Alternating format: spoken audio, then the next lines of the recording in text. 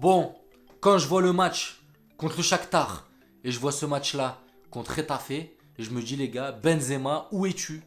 Benzema, où es-tu? La famille, bonjour à tous, j'espère que vous allez bien. Donc, huitième journée de la Liga. Le Real Madrid s'est déplacé à Retafe, pas très loin, pour le derby qui s'est soldé. Victoire du Real Madrid 1-0. On reprend la tête du championnat. Donc, il y a quand même des petites choses à dire. Ça a été une totale maîtrise du Real Madrid sur ce match-là. Mais il y a des choses à dire. Parce que l'animation offensive, les gars, comment on peut passer du plus vers le moins? Quand on voit un match avec Benzema contre le Shakhtar Donetsk, avec des combinaisons dans les petits espaces. En fait, là, on se rend compte clairement que Benzema, c'est le chef d'orchestre de cette attaque. C'est vraiment le chef d'orchestre de cette attaque parce que individuellement, on va pas se mentir, les joueurs sont très forts. Il y a un très très haut niveau, il y a des qualités individuelles hors normes, on va pas se mentir. Les joueurs sont très bons.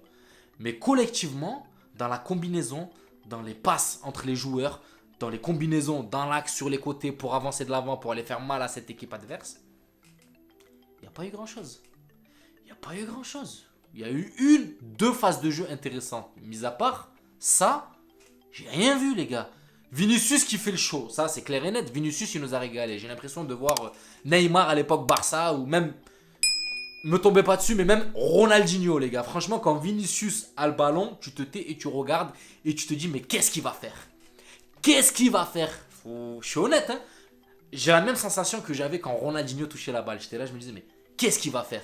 Et bien là, Vinicius, les gars, c'est la même chose. Quand il touche la balle, ou comme Neymar, hein, pareil, au Barça, je regardais l'équipe du Barça juste pour Neymar parce que j'aime ce jeu, j'aime ce style de jeu. Et là, je le revois en Vinicius. Vinicius, c'est du haut level. C'est vraiment du haut level. Et quand il va apprendre vraiment à faire cette part de choses où il faut savoir quand dribbler, quand donner, comme il l'a fait en début de match, je ne sais pas si vous l'avez remarqué, mais un dribble, deux dribbles, passe. Extérieur du pied. Il a fait 2-3 extérieurs du pied, les gars. J'ai eu l'impression qu'il s'est transformé en Modric. 2-3 extérieurs du pied et voilà, des belles extérieurs du pied. Donc, c'est tout à ton honneur. Continue comme ça. Tu as fait un très très gros match. Sans parler de Militao qui derrière a tenu la baraque à lui tout seul. Militao, très très gros match derrière. Charnière centrale, rien à dire. Mais Militao, il a écœuré cette équipe de Getafe.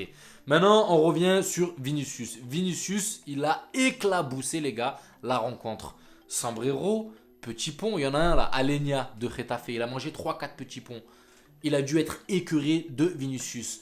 Mais le talent individuel ne fait pas tout. T'as beau dribbler tout le monde, à la fin, il n'y a pas de but, les gars. 1-0, c'est pas suffisant contre une équipe comme ça, contre une équipe comme Getafe.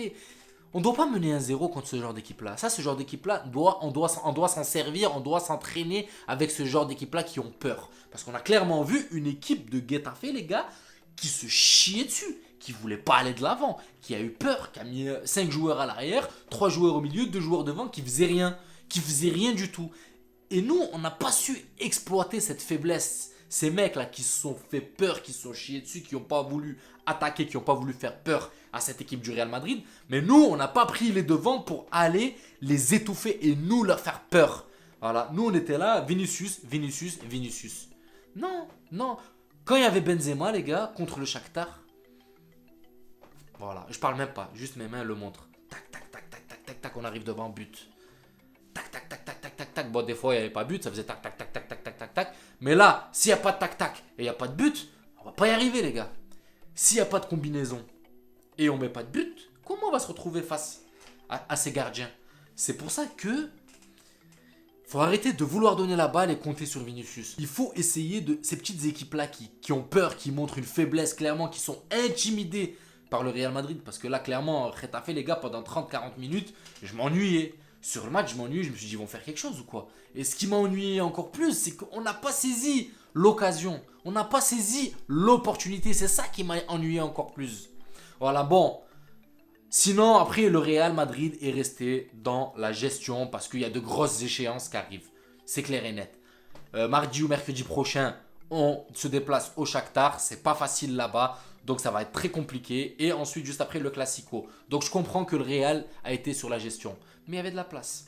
Il y avait clairement de la place, les amis. Ensuite, il y a un joueur, les gars, j'ai trouvé clairement en dessous du niveau affiché. Parce que dans l'ensemble, ça a été une rencontre maîtrisée. Mais voilà, il y a un joueur qui a été en dessous. Et pour moi, ça a été, les gars, Kamavinga. Voilà, Kamavinga, malheureusement, pour moi, il est en train de perdre du crédit aux yeux d'Ancelotti en tant que titulaire. Et là, il est vraiment en train de prendre sa carte, sa place de joker de luxe. Et attention, parce que le de luxe peut s'enlever, les gars.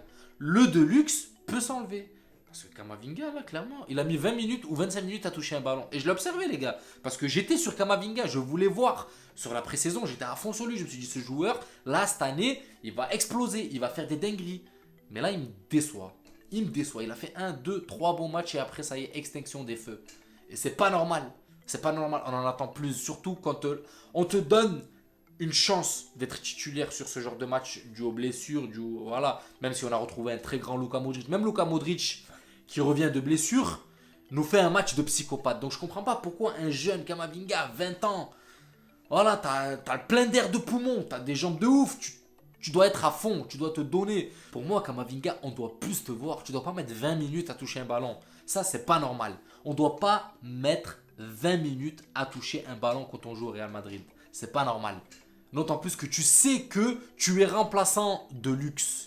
Tu es joker, tu n'as pas de place de titulaire. On te donne ta chance pour Carlito. Il se dit, bon, peut-être il va me faire une dinguerie. Il va me faire un match référence.